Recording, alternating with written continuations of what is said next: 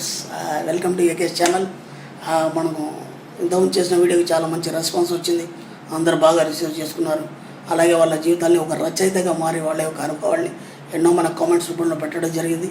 వాళ్ళు ఎంత చక్కగా వాళ్ళ జీవితాన్ని రాసుకున్నారు అనేది ఒక్కడు వింటుంటే చాలా ఆశ్చర్యంగా ఉంది. నిజంగా కూడా అలాగే జరగాలి. వాళ్ళ జీవితంలో ఏదైతే రాసుకున్నారో అదంతా కూడా విశ్వం ఇవ్వాలని మనస్ఫూర్తిగా కోరుకుంటున్నాను. Thank you universe. అలాగే ఇప్పుడు మనం ఈ వీడియోలో ఏం చెప్పుకుంటున్నామంటే, విజేతలు ఎప్పుడు తమ జన్యువుల్లో విజయాన్ని పెట్టుకొని రారు. ఇది బాగా గుర్తుంచుకోండి, ఓకేనా? తమ జన్యువుల్ని విజయం వైపు మార్చుకుంటారు, ఓకేనా? మీరు ఏ విజేతనైనా తీసుకోండి, లేదా ఒక గొప్ప మహనీయుని తీసుకోండి, ఒక గొప్ప వ్యక్తిని తీసుకోండి, లేదా ఒక గొప్ప మహామనీషిని తీసుకోండి. వాళ్ళ జీవితాలు ఎక్కడి నుంచి స్టార్ట్ అయినాయంటే బాధల నుంచే స్టార్ట్ అయినాయి. అంటే వాళ్ళు పుట్టగానే అనాథలుగా మారిపోవడం, అమ్మ నాన్న చనిపోవడం కానీ, లేదంటే ఎక్కడికో విసిరివేయబడ్డం కానీ, చాలా దుర్భరమైన జీవితాన్ని వాళ్ళు స్టార్ట్ చేస్తారు, ఓకేనా? అలా ఒక్కొక్కరి జీవితం తీసుకున్నప్పుడు ఏం జరిగిందంటే, వాళ్ళు పుట్టుకతోనే గోల్డెన్ స్పూన్తో పుట్టలేదు. ఇంకో విషయం చెప్తాను మీకు. ఇక్కడ రెండు తీసుకోవాలి మనం. కొందరు ధనవంతులు ఉన్నారు, బాగా సాధించారు, ధనవంతుల కొడుకులు వాళ్ళు. వాళ్ళకి డబ్బు ఉంది, కానీ కష్టాలు వాళ్ళకు కూడా సేమ్, ఓకేనా? కష్టాలు వాళ్ళకు కూడా సేమ్. అంటే వాళ్ళ యొక్క వ్యాపారంలో కానీ, లేదంటే అతను ఎదిగే క్రమంలో కానీ ఎన్నో అపజయాలను ఎదుర్కోవడం కానీ, అవమానాలను ఎదుర్కోవడం జరిగింది. అంటే ఇక్కడ డబ్బు లేని వాళ్ళు ఏదైతే అనుభవించారో, డబ్బుని కూడా వాళ్ళు అదే అనుభవించారు. ఒక గుజరాత్కు సంబంధించినటువంటి ఒక కోటీశ్వరుడు ఏం చేశాడంటే, వాళ్ళ అబ్బాయిని హైదరాబాద్లో దించాడు, ఓకేనా? హైదరాబాద్లో దించేసి ఏమన్నాడంటే, ఒక నెల రోజులు నువ్వు ఫలానా అని వారికి చెప్పడానికి లేదు. ఫస్ట్ పాయింట్ ఏంది, నువ్వు ఫలానా కోటీశ్వరుడు కొడుకుని, లేదా ఒక పెద్ద వ్యాపార దిగ్గజం కొడుకుని అని ఎవరికి చెప్పడానికి వీల్లేదు.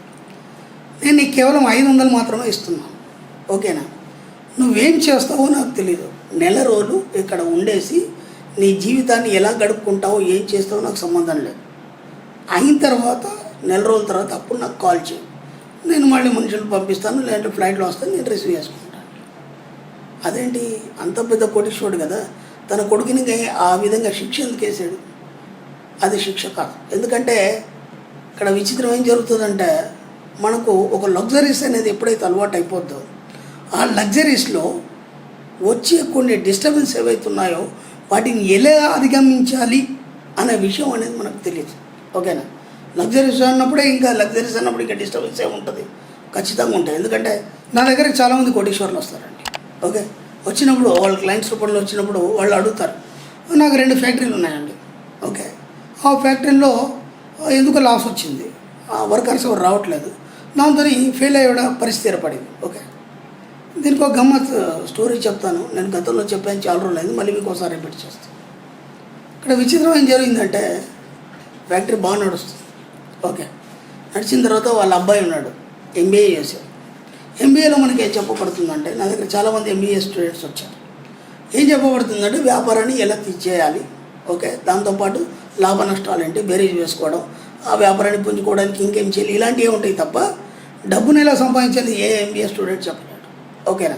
ఎక్కడ ఏ బిజినెస్ క్లాస్లో కూడా డబ్బును ఎలా సంపాదించాలి, మనం చెప్పిన సబ్జెక్ట్ అనేది ఇప్పటిదాకా ఎక్కడా లేదు, ఇంత సులభంగా డబ్బును ఎలా సంపాదించాలనేది, ఓకేనా?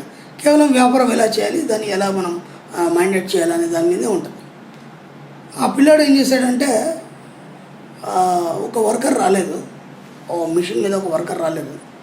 రానప్పుడు ఆ పిల్లాడు ఏం చేశాడంటే, ఈ మాత్రం మనం చేసుకోలేమా అని చెప్పేసి ఆ పనిని అతను నేర్చుకున్నాడు, దగ్గరుండి నేర్చుకున్నాడు. ఎవరు నేర్పలేదు, దగ్గరుండి నేర్చుకున్నాడు. వేరే వర్కర్స్ వర్క్ చూస్తున్నప్పుడు చూస్తూ నేర్చుకున్నాడు.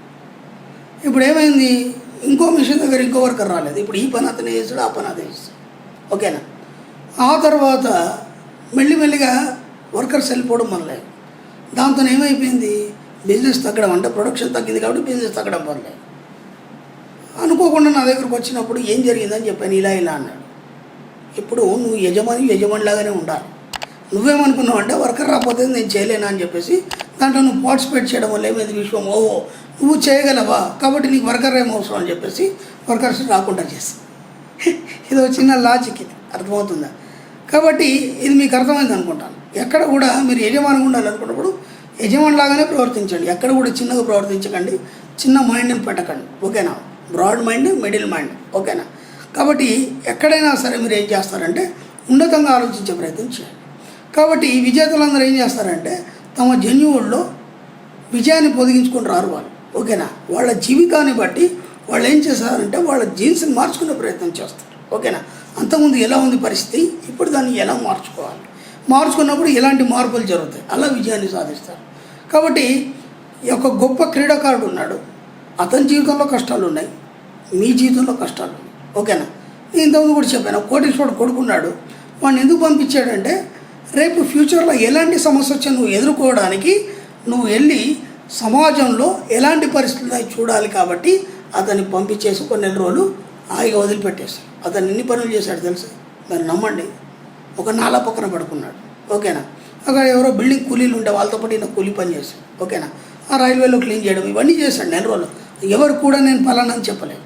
ఓకేనా. ఆ తర్వాత నెల రోజుల తర్వాత వాళ్ళ ఫాదర్ వచ్చి రిసీవ్ చేసుకున్నప్పుడు ఈ న్యూస్ అనేది బయటకు వచ్చింది. అప్పుడు కూడా తెలియదు. ఆయన ఎంత గొప్పగా ఫీల్ అయ్యాడంటే అసలు ఇప్పటివరకు నా జీవితంలో చూడనటువంటి ఒక కొత్త ఎక్స్పీరియన్స్ని నేను పొందడం జరిగింది.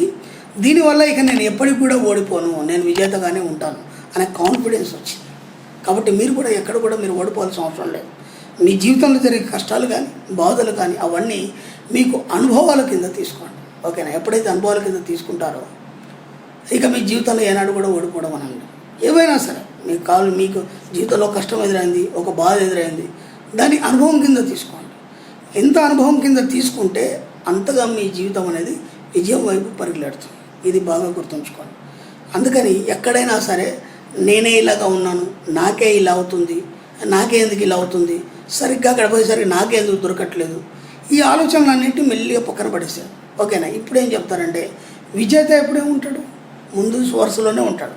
విజేత ఎప్పుడైనా ఏం పొందుతాడు, తనకు కావాల్సిందే పొందుతాడు.